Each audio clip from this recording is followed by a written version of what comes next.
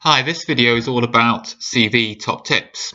So let's start off by talking about what is a CV. Well, a CV is your marketing document. Now, the first thing to think about is that the person reading it doesn't know you, doesn't know anything about you, hasn't met you before. So what you include in it is very important. So you need to think about your best evidence and what you put, particularly in the first 2/3 of your first page of your CV. So this is your chance to move on to the next stage of the application process. So I'm going to just focus now on some top CV tips. Tip number 1, it's really important to be clear about what your distinctive mix is before you start writing your CV.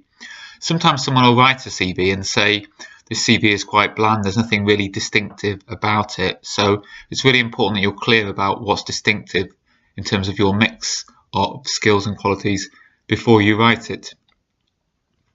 So the first tip really is all about being clear about what's distinctive about you and thinking about what your best evidence of your achievements is.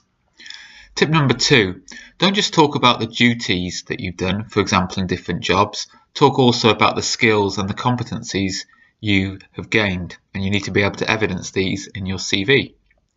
So the third thing to say about CVs in terms of a tip for you would be it needs to be no more than 2 pages long. Sometimes I see student CVs that are 3, 4, even up to 9 pages long.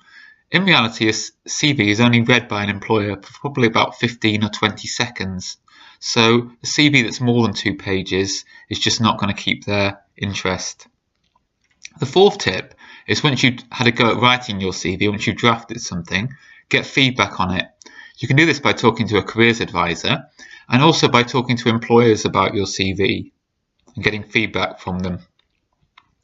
And the final tip, tip number 5, is it's really only a good CV if it's effective.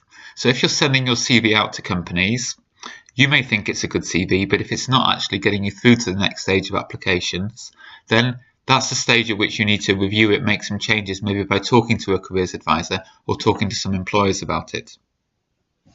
So those are my top CV tips. I hope that's been useful and would welcome any feedback you got on this video.